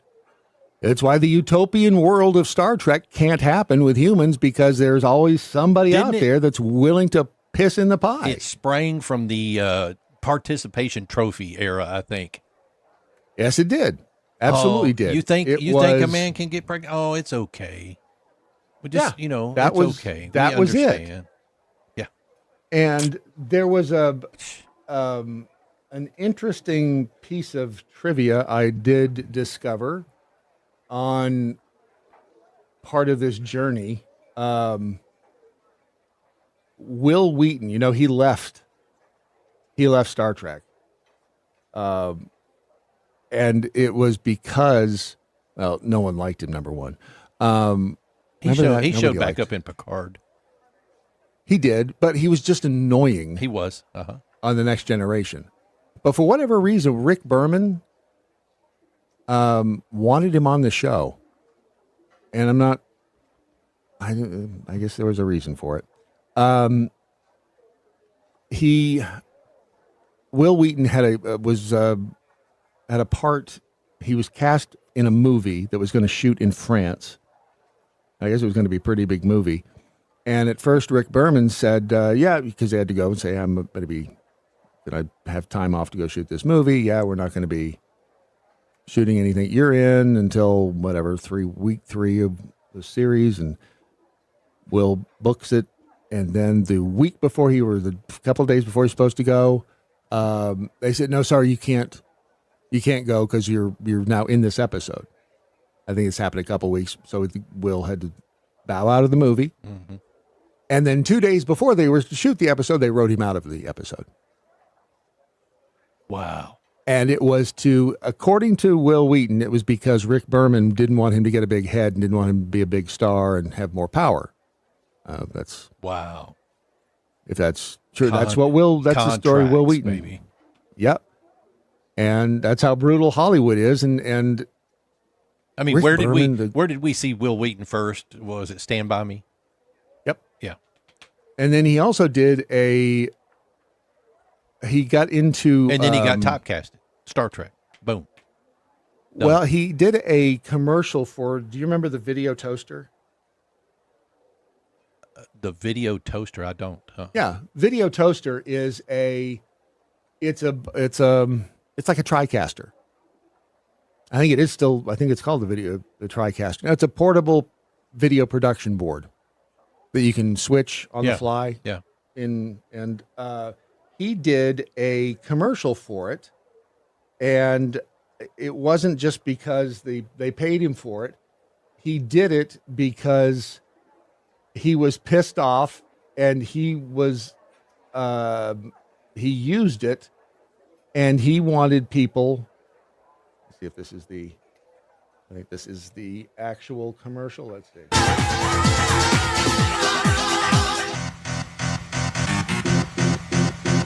Toaster 4000 takes the power away from the network and gives it to the people. With Toaster 4000, we can make television better than the networks, and we don't have to answer to anyone. Oh, that's why he did. Yeah, that's why he did the commercial, because he was pissed and he wanted to be he wanted to be able to do his own thing. Which good. That's kind of like what this John DeLaRose is doing. All right, I'll write some good stuff. Challenge accepted. But for whatever, I did not like Wesley Crusher. And it was just like a kid didn't belong in Star Trek. I don't know why. The younger Wesley Crusher, I just felt like he was just kind of a character actor, playing a son part. Once they started moving him into Starfleet Academy and bringing him in as an ensign and stuff like that, then it started going, okay, wait a minute. This guy just, to me, doesn't fit. Well, so you didn't like him either? I didn't like him. I didn't like him in the later episodes. As a kid, he had this, what do you call it, engineering brain. He was really smart. Oh, yeah. So, it was like, yes. Yeah. Maybe that was why it was so irritating, because there's nothing more irritating than a smart kid that is smarter than you. But you listen to Jonathan Frakes and Brent Spiner on their podcast. They think he walked on water. They loved him. Now, granted, he may be a nice guy. Granted, Will Wheaton at the time that TNG was going on was fighting with his parents really, really bad. I mean, to the point where like he wanted to divorce his parents, kind of thing, and they were abusing him and stuff like that. Britney Spears. Yeah, and so the TNG actors became his family at that point. So that's why they like him so much. Yeah. Curtis says he's the Jar Jar of Star Trek. Yeah. Yeah. He really, he was good in the Big Bang Theory, Airman 66. James in Louisiana, probably to piss off more old school Star Trek fans. What about him being there? Being in TNG?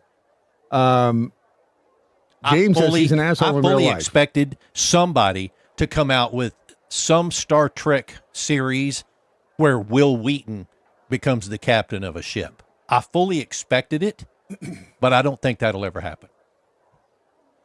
Only because of what they built for him in TNG. Remember, he was top of his class at the academy back in TNG and blah, blah, blah. And then they bring him back during Picard, and I thought, you know what? I don't think they're ever going to bring him back as a starship commander. I'm going to have to go back captain. and watch Picard, because I don't remember him coming back in Picard, do I? Yeah, it was in, I want to say it was the first season with Isla or Isla, whatever her name is, the robot, the Data, the twin girls. Yeah. Huh. It's and but the bad news, by the way, is they're already done shooting season 2 of Starfleet Academy. Yeah. So there will be a second. We're going to season get a second season, whether you want it or not. But it's the. What was I going to say? The Will Wheaton thing. Oh, I know what it was. Yes, he top came of his back. class. Thank you. He came back as a traveler. Remember, there was episodes in TNG where this guy came in and he was able to travel instantaneously to anywhere. Will Wheaton became one of those. Yeah, I guess I kind of do remember that. I have to go back and watch it. Yeah. But so he was top of his class at Starfleet Academy, and all right, okay, that makes sense. Then you go, then fast forward to Starfleet Academy, the show, and look at the bunch of clowns that they have in there. They're supposed to be the cream of the crop. Yeah, yeah. Right? It's like, well, that's a prime example of why would she even be in Starfleet? Why would you take somebody who eats a piece of equipment? They kind of imply that they were quite desperate, because remember, this is the first class of Starfleet Academy students in the last 120 years because of the burn. So there's nobody qualified anymore. Apparently not. So they are the last hope. I mean, a bunch of idiots are the last hope for this. We're doomed then. Yeah, you got to think. You got to think the admiral. What's his name from Discovery? You got to think the admiral. I can't remember the actor's name, but anyhow, Admiral you got to think Akbar. he's going. Oh, what the hell have we done?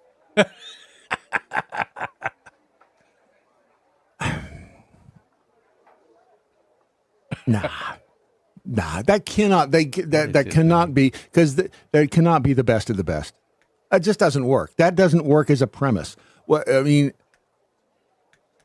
they're not even shown as being a bunch of idiots. I mean, Charles Vance.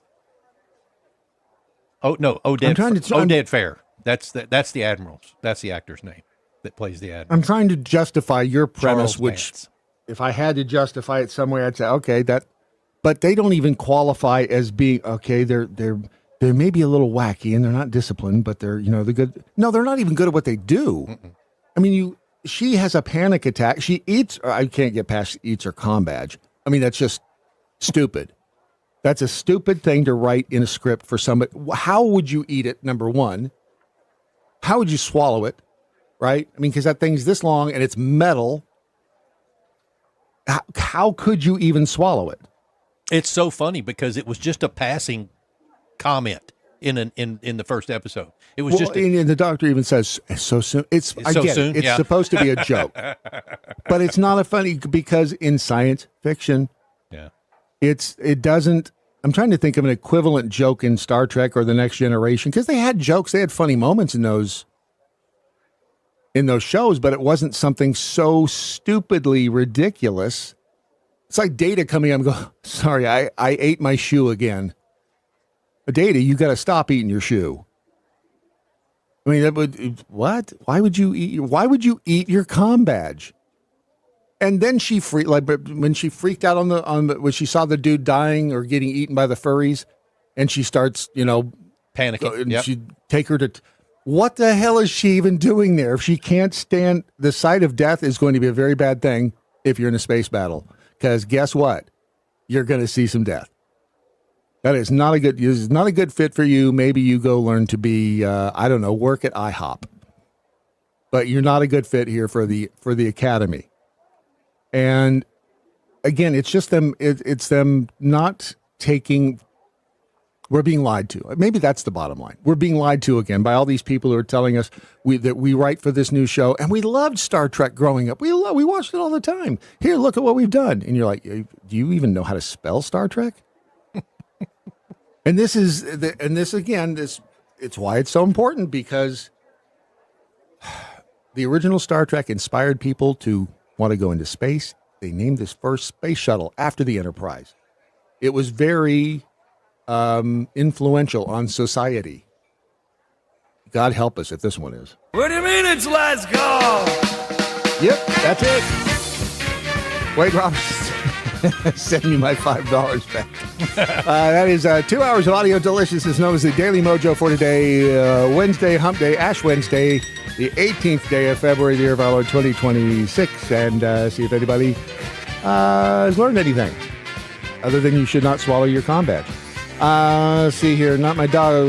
Wheaton had an uncanny resemblance to the kid from original Old Yeller. Did he? James Louisiana says, if you check, he's probably got you blocked on X. He blocks everyone. Who? Will Wheaton. Does he really? Yeah. Is he like Shia LaBeouf, but like a notch down? Could be. Wisconsin Jackhole says, what I learned today, Star Trek sounds like it sucks now. It with the Alex Kurtzman, which I never really understood how badly he was screwing it up. But yes, it's just, I mean, this is the third series in a row. Discovery, Strange New Worlds first season, okay. I was good with Discovery for about the first 2 seasons. And then it went way downhill. Put a chick in it, make her gay. They really do follow that rule. Over in the Daily MoJo First Amendment room, Deb Treadway says, Rudy, Tooty, Fresh, and Fruity Starfleet. That is exactly, yes, that's exactly what it is. And over in the X Peekapool, antimatter is contained by magnetic fields which prevent it from coming in contact with matter before they're ready for it. That's kind of what Now we know. It used to have, well, he made that up. But that's what it would have to be. It'd have to be some sort of an electric or a magnetic containment field. But again, you can do that. I mean, you can. That's a legit science-y explanation. Yep. And it's not like, oh, I swallowed my comm badge. I mean, that's the big. Oh, wow! Even here, James of Louisiana. Thank you for the tip. Thank you for everybody for doing that today. Really do appreciate it. And like I said, this year will be the determining year. And for everybody who's made what we've done so far possible, we appreciate it more than you know. And I mean, it's not like we're going to disappear forever. Or maybe we will. Remember that we the people must hang together, otherwise we shall surely hang separately or get phaser blasted. Right? 6 Semper Tyrannis, resist stupid. Good night, Doc Thompson. Wherever you are. See you guys. Love you. See you this afternoon. Watch and listen at thedailymojo.com.